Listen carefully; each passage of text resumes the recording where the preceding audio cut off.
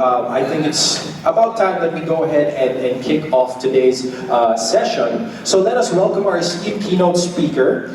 He is an appointed full-time member of the Monetary Board for a 6-year term and served as the Secretary of the Department of Finance.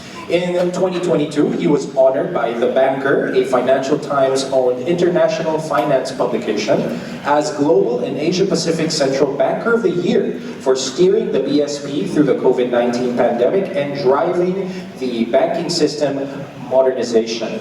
So, let's all welcome on stage the Monetary Board member of the Bangko Sentral ng Pilipinas, Mr. Benjamin E. Diokno.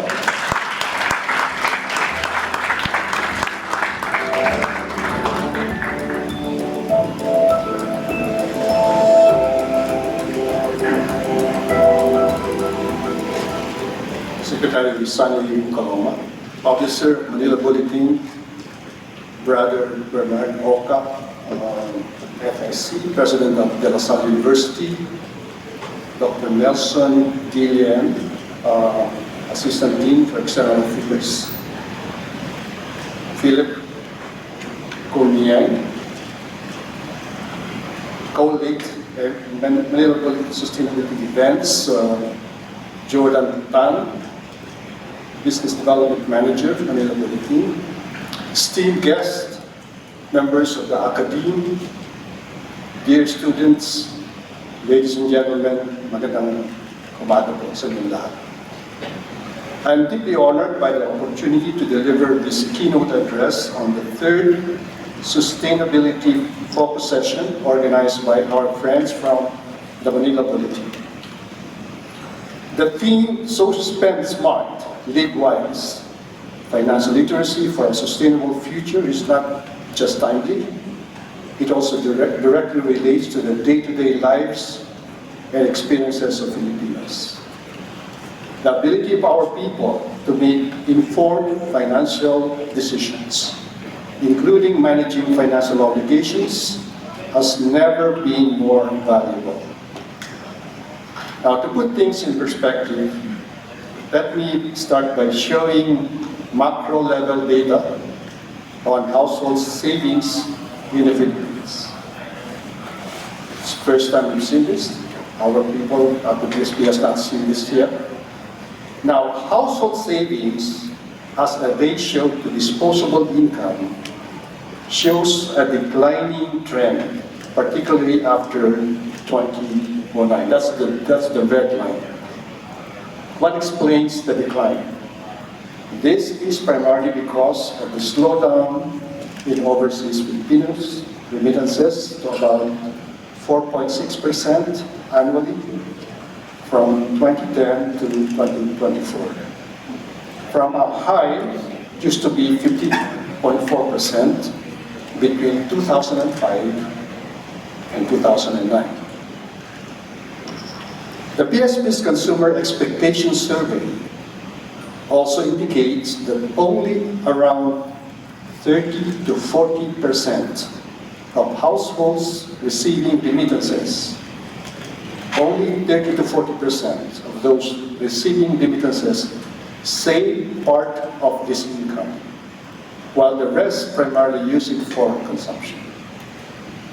A substantial portion of this income growth is also directed towards immediate consumption, same quarter, needs rather than being saved.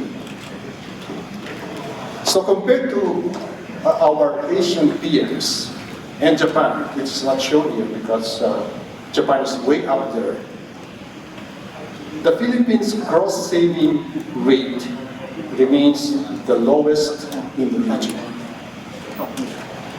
Gross savings accounted for only 19.7% of GDP in 2024.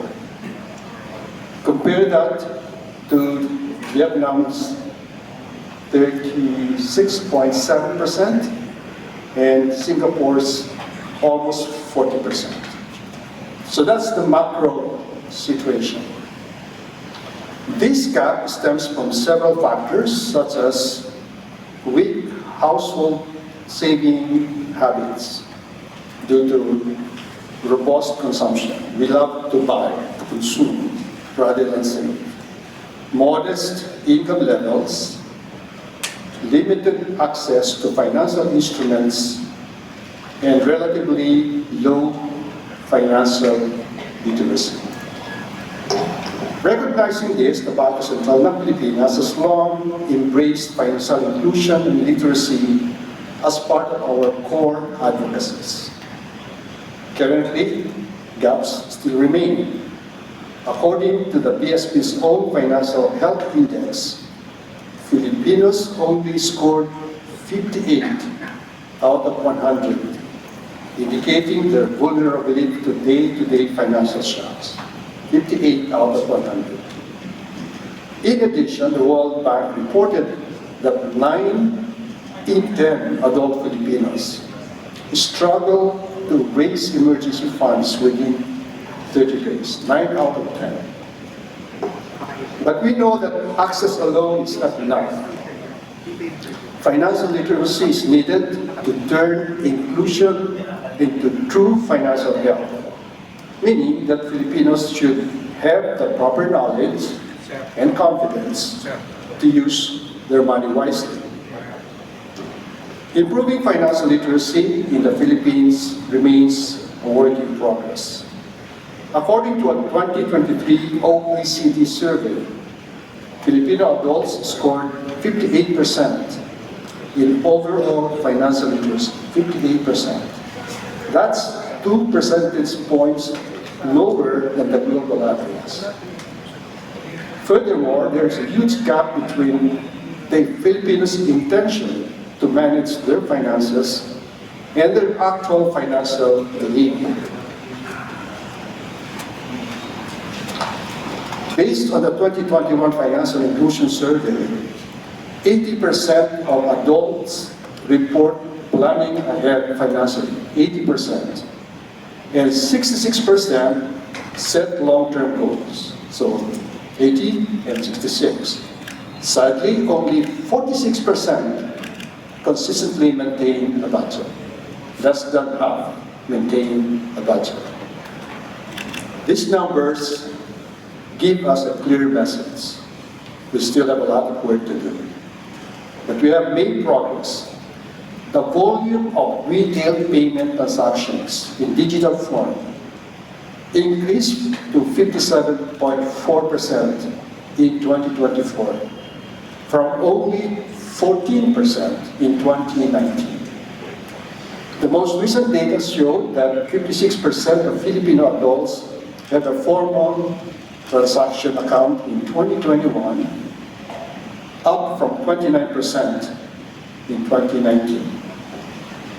So the BSP is actively collaborating with government agencies, private organizations, and development institutions to expand its reach and bring financial education closer to the Filipino people.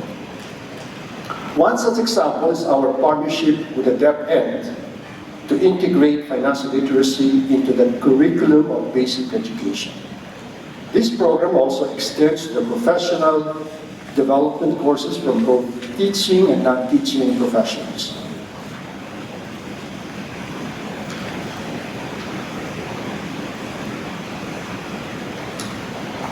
From classrooms to farms, from barracks to homes abroad, from public offices to private enterprises, we make sure that financial education is accessible and relevant to everyday life.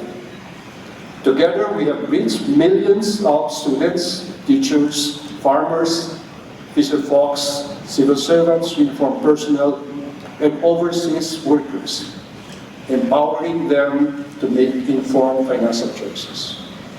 This highlights the difference we can make when we work together, share our resources, and align our efforts. Over the years, the BSP has built a rich library of financial educational resources.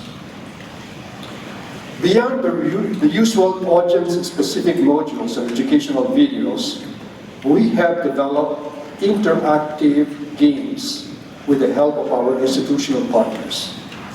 One such game is called Fish and Learn, a simulation game developed for fisher folks to promote both the importance of sound financial habits like saving and using debt wisely, as well as marine conservation. We make sure these lessons reach everyone by utilizing both face-to-face learning and online interaction through the BSP e-learning academy and social media campaigns. These resources are the backbone of our financial education programs. We're also empowering Filipinos in the digital age. BSP organized campaigns like Check, Protect, Report, or CPR, to teach consumers cyber hygiene. We rolled out programs like Baleng QR PH to promote cashless payments in public markets and local transportation like tricycles.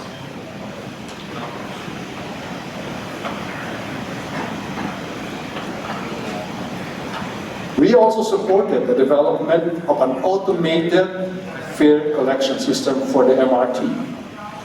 And we conducted digital financial literacy sessions to help people stay vigilant against scams and fraud.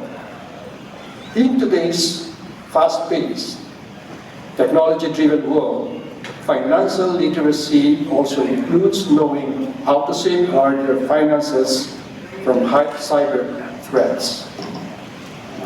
In closing, let me emphasize that financial literacy is more than just personal empowerment. It is a foundation for sustainable development and economic stability.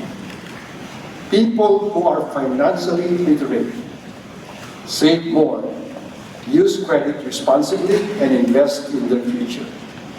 This pattern of behavior reduces household vulnerability and improves the overall financial health of communities.